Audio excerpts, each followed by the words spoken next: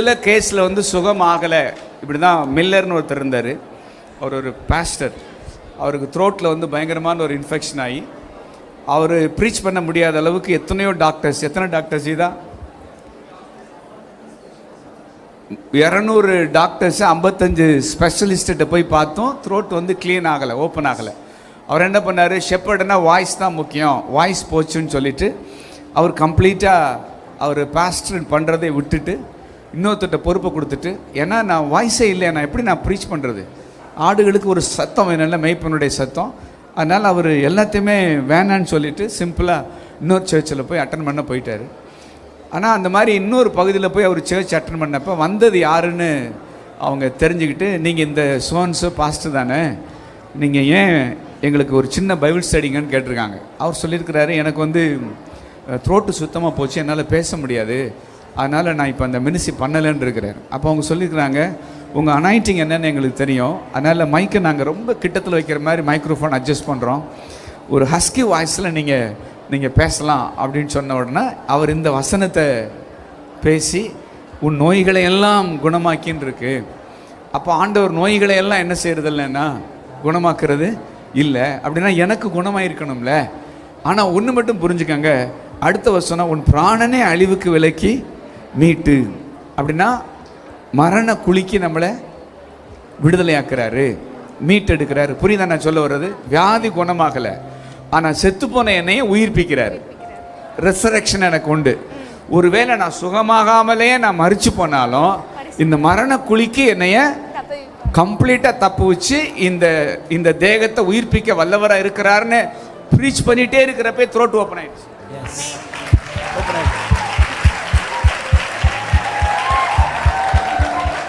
இன்றைக்கும் நீங்கள் மில்லருடைய டெஸ்டிமனியை யூடியூப்பில் போய் பாருங்கள், அந்த ஆடியோ இருக்குது. அவர் திக்கி திணறி ஹஸ்கி வாய்ஸில் அவர் பேசிகிட்டே இருப்பார். இந்த வசனத்தை சொல்லி ப்ரீச் பண்ணிகிட்டே இருக்கிறப்ப அந்த த்ரோட் வந்து அப்படி ஓப்பன் ஆகிரும் பாருங்க. பேச முடியாமல் அழுதுகிட்டு விசும்பிட்டு நிற்பார். உலகம் முழுசும் இன்றைக்கும் ஆண்டவர் சுகம் கொடுக்கிறார் என்பதற்கான ஒரு பவர்ஃபுல் டெஸ்டிமனியாக அந்த ஆடியோ கிளிப் இருக்குது, மில்லர். ஸோ என்னோட பாயிண்ட் என்னென்னா, ஹீலிங் கொடுத்தாலும் சரி கொடுக்கலனாலும் சரி, நீர் எனக்கு தேவன். ஆனால் நான் மரிச்சா என்னை நீங்கள் உயிர்ப்பிக்க நீங்கள் வருவீங்க. நான் வியாதியோடு மரித்தேன், ஆனால் நான் பலவீனமாக புதைக்கப்பட்டேன், பலமுள்ளவனா நான் எழும்புவேன். அதான் இந்த வசனம், உன் பிராணனே அழிவுக்கு விலக்கி மீட்டு. ஸோ வியாதியை கொடுத்து ஆண்டவர் நம்மளை ஒருபோதும் தண்டிக்கிறவரை என்னன்னா இல்லை. ஆனால் உலகம் அப்படி தான் நம்மளை ஜட்ஜ் பண்ணுது. அது வந்து பொய், அதை நீங்கள் ஏற்றுக்கிறாதீங்க. தேங்க் பண்ணுங்க, நன்றி சொல்லுங்க அப்பாவுக்கு. தேங்க்யூ. ஓகே, எனக்கு ஒரே ஒரு கொஸ்டின் என்னன்னா, இப்போ வந்து நீங்கள் லவ் பண்ண வேணான்னு சொல்கிறீங்க. இப்போ நாங்கள் பொதுவாக நான் சொல்கிறேன், இப்போ லவ் பண்ணிகிட்டு இருக்கோம். இப்போ லவ் பண்ணும்போது நல்லா இவங்கள தான் நான் லாஸ்ட் வரைக்கும் கல்யாணம் பண்ணிக்க போகிறோம், நம்ம முடியல லவ் பண்ணுறோம். இப்போ இது தப்புன்னு தெரியுது, இதை பிரேக்கப் பண்ணணும்னு நினைக்கிறோம். சப்போஸ் நம்ம பிரேக்கப் பண்ணும்போது அவங்க ஏதாவது சூசைட் அந்த மாதிரி ஏதாவது பண்ணுவாங்களான்னு ஒரு பயம் வருது. இல்லாட்டா இப்போ போயிட்டோன்னா அவங்ககிட்ட பேசாமல் இருந்துருவோம். அப்போ என்ன பண்ணுவாங்க, திரும்ப வாட்ஸ்அப்பில் ஏதாவது ஸ்டேட்டஸ் போட்டாங்கன்னா டக்குன்னு பார்க்கணுன்னு தோணும். அப்போ திரும்ப வந்து அந்த பழைய ரிலேஷன்ஷிப் நிறைய தொடரதை நான் கேள்விப்பட்டிருக்கிறேன். இது ஒரு கொஸ்டின் என்னன்னா, இப்போ நான் லவ் பண்ணிவிட்டு எனக்கும் எதிர்ப்பாளருக்கும் எல்லாமே முடிஞ்ச மாதிரின்னு வச்சுக்கோங்களேன். அப்போ வந்து இன்னொரு லைஃப்பை தேடும் போது எனக்கு ஒரு குற்ற உணர்ச்சி வருது. நம்ம ஒரு வாழ்க்கையை கெடுத்துட்டு இன்னொரு பர்சனை எப்படி நல்லா கல்யாணம் பண்ண முடியும், அந்த ஒரு கேள்வி வருது. இன்னொன்று என்னென்னா, இப்போ நான் புதுசாக ஒரு லைஃப் பார்ட்னரை சூஸ் பண்ணுறேன், கல்யாணம் ஃபிக்ஸ் ஆகிடுச்சு. உடனே என் மனசுனா தோணுன்னா, நம்மளோட பழைய லைஃப் எல்லாத்தையுமே அவர்கிட்ட ஷேர் பண்ணிடலாமா அப்படின்ற 3 கேள்வி. எனக்கு கல்யாணம் ஆகிடுச்சு, நான் ஒரு பொதுவான கேள்வியை தான் கேட்டேன். நான் ஆண்டுக்கு சித்தமான ஒரு நபரை நான் கல்யாணம் பண்ணிக்கிட்டேன்.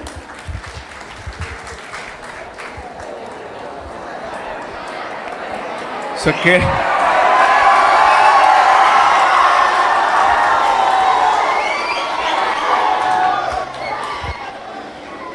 இந்த இந்த இந்த விஷயத்தில் பொண்ணுங்களுக்கு இருக்கிற யோக்கியம் பசங்களுக்கு இருக்கிறது இல்லை.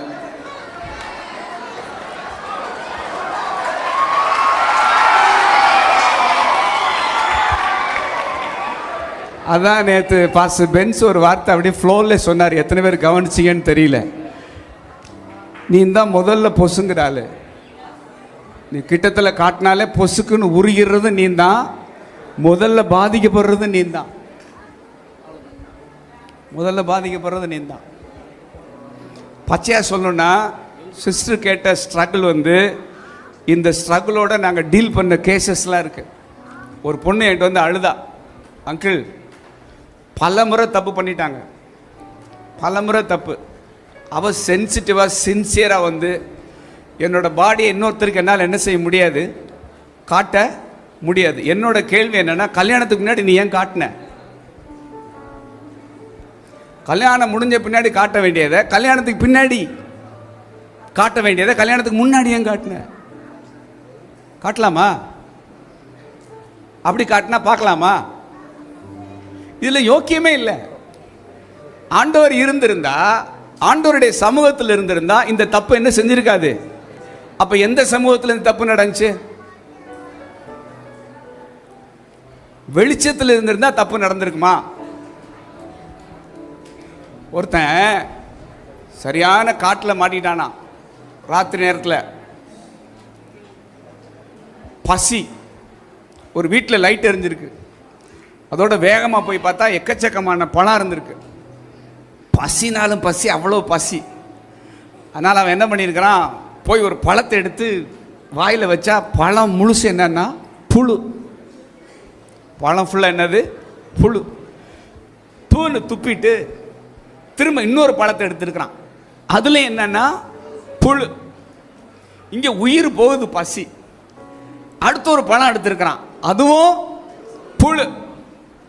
அப்போ இவன் பார்க்குறான், என்னடா எந்த பழத்தை எடுத்தாலும் என்னவா இருக்குன்னா புழுவா தெரியுது. அப்போ ஏன் கண்ணுக்கு பழத்தில் இருக்கிற புழு தெரியுதுன்னா, வீட்டில் ஒரு வெளிச்சம் என்ன செய்யுதுன்னா எரியுது. அதனால இந்த வெளிச்சம் இருக்கிறதுனால தானடா புழு தெரியுதுன்னு அவன் முதல்ல எதை ஊதி அணைச்சானா? வெளிச்சத்தை ஊதி அணைச்சிட்டு பிடிச்சி புழுவோட மாட்டான். புரியுதா? நீ கல்யாணத்துக்கு முன்னாடி கல்யாணத்துக்கு பின்னாடி நடக்கிற காரியம் ஏன் கல்யாணத்துக்கு முன்னாடி நடந்துச்சுன்னா, அங்க தேவ பிரசன்னமே இல்லை, அங்க சாட்சியா நின்னது பிசாசு. இந்த சம்பவத்தை கூட்டி வச்சது யாரு? பிசாசு. அவன் யோக்கியனா இருந்திருப்பான்னா, அல்லது நீ யோக்கியமா இருந்திருப்பேன்னா, டேய் இது தப்பு, இது நம்ம செய்ய கூடாது அப்படிங்கிற ஒரு எண்ணம் வந்திருக்குமா வந்திருக்காதா? இந்த மனச்சாட்சியை உள்ள ஆவியானவர் இருந்திருந்தா கொடுத்துருப்பாரா கொடுத்துருக்க மாட்டாரா? அப்ப நான் என்ன பண்றேன், தேவ சமூகத்தில் ஒரு தேவ மனுஷங்க நடுவில் நின்று தேவன் இணைச்சு வைக்கிற காரியத்துக்கு அவர் சாட்சியா நிற்கிறாரு. உன்னுடைய இள வயதின் மனைவி, உடன்படிக்கையின் மனைவிக்கு அவர் யாரா நிற்கிறாரு? ஏன்னா அந்த மேரேஜ் எங்க நடந்துச்சு? அவருடைய சந்நிதியில், அவருடைய சமூகத்தில் நடந்த காரியத்துக்கு அவர் யாரா இருக்கிறாரு? ஆனா இது எங்க நடந்துச்சு எனக்கு தெரியுமா? பைக்கில் கூட்டிட்டு போற, பைக்கில் கூட்டிட்டு போய் ரோட்ல போறப்பயே கருவக்காட்டில் வச்சு தப்பு பண்றான். டீல் பண்ண கேஸ் நான் சொல்றேன், டீல் பண்ண கேஸ் நான் சொல்றேன். பைக்கில் கூட்டிட்டு போற, லாட்ஜில் வச்சு தப்பு பண்ற. எப்படி அந்த தைரியம் வந்துச்சு? ஒரு டீனேஜ் கேர்ளோட, ஒரு காலேஜ் படிக்கிற பிள்ளைங்க, நீங்க எனக்கு புரியல, லாட்ஜில் எப்படி ரூம் கொடுக்குறான்னு என்ன செய்யலன்னா புரியல. முகத்தை மறைச்சிக்கிட்டு எல்லாம் பண்ணிட்டு, அப்போ இங்க என்ன வருதுன்னா, நீங்க ஆண்டவர் சமூகத்தில் இந்த செயலை செய்யல. யாருக்கு காட்டணுமோ அவங்களுக்கு காண்பிக்க வேண்டிய பாடிய யாருக்கு காட்டக்கூடாதோ அவங்கள்ட்ட காட்டினது நீ பண்ண தப்பு. இதுல என்ன பெரிய யோக்கியம்? நான் ஒருத்தருக்கு காட்டிட்டேன், அவரை மறக்க முடியலன்னா நீ காட்ட வேண்டியவனுக்கு காட்டல. யாருக்கு காட்டணும்னு அந்த பாடியை தேவன் படைச்சிருந்தாரோ அவனுக்கு என்ன செய்யல? காட்டல. நீயா ஒரு குப்பையை தேடிக்கிட்டு நீ அந்த குப்பையிட்ட போய் நீ என்ன பண்ணி போட்ட? காட்டிட்டு நீ மனசு உறுத்துது, எனக்கு அதை பண்ணுது இதை பண்ணுது அப்படின்னா, ஆண்டவர் சொல்றாரு இதோட நிறுத்திக்க, இதோட என்ன செஞ்சுக்கோ, நிறுத்திக்க. சீரழிஞ்சது, கேவலப்பட்டது, மறுபடியும் பட்டு போக பாழா போக தேவன் என்ன செய்ய மாட்டார்? விட மாட்டார். நான் டீல் பண்ணேன். அந்த பொண்ணு அழுதா, அவங்க அம்மா அப்பா வந்து அழுதாங்க. அந்த பையன் தான் ரட்சிப்புகளே நடத்தியிருக்கான். கடைசியில் ஒன்றுமே இல்லாமல் மாம்பாட்டில் ஒரு பிள்ளைய கல்யாணம் பண்ணிட்டு போயிட்டான். கடைசியில் இந்த பொண்ணு காத்திருந்துச்சு, அவனும் மேரேஜ் பண்ணிட்டு போயிட்டான். வேறு வழி இல்லாமல் இந்த பொண்ணு எங்கே இருக்காங்கன்னு தெரில, ஆனால் கண்டிப்பாக மேரேஜ் ஆயிருந்திருக்கும். ஒரு முறை தப்பு பண்ணலை, புருஷன் பொண்டாட்டியாகவே பல மாதங்கள் வாழ்ந்த பிள்ளைங்க. இது என்ன செய்யும் தெரியுமா? அந்த பொண்ணு சொன்னா, என்னுடைய ப்ரைவேட் பார்ட்ஸில் சில ஸ்கார் இருக்கு. அவ சொன்னது ஸ்கார் இருக்கு. அந்த ஸ்கார் எனக்கு சில விஷயங்களை ஞாபகப்படுத்துது. எனக்கு கஷ்டமாக இருக்கு. இது வாழ்நாள் வலி தங்கம், சாகிற வர உன்னை விடாது. இந்த விஷம் முறியணும்னா ஒன்னே ஒன்று காஸ்பல் தான். சுவிசேஷம் மட்டும்தான் இது என்ன செய்யும்? முறிக்கும். ப்ராக்டிக்கலாக நீங்கள் போகிறப்ப, கல்யாணத்துக்கு முன்னாடி இந்த செயலை செஞ்ச பின்னாடி அவன் கல்யாணத்துக்கு பின்னாடி எப்படி ட்ரஸ்ட் ஒருத்தி என்ன செய்வான் இருப்பான். ஆக்சுவலாக நீங்கள் உங்கள் அம்மா அப்பாவுக்கு உண்மையாக இருந்திருக்கணும்.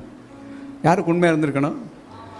கையை பிடிச்சி கொடுக்குற நேரம் வர்ற வரைக்கும், ஆண்டவரே நான் வெயிட் பண்ணுறேன், என்னுடைய மனுஷனுக்காக, என்னுடைய மனுஷிக்காக நான் என்ன செய்கிறேன், நான் வெயிட் பண்ணுறேன்னு சொல்லி நாம் காத்திருக்காமல் விட்டது என்னுடைய மிஸ்டேக்கு. இது நான் பண்ண பிளண்டர் மிஸ்டேக்கு. அதுதான் வேணும்னு சொல்லி நீங்கள் அடம் பண்ணி நீங்கள் போகிற பொழுது அதில் ஒரு தெய்வீக கவரிங் இருக்குமாங்கன்னு என்னால் கேரண்டி கொடுக்க என்னென்னா முடியாது. இந்த விஷயத்தில்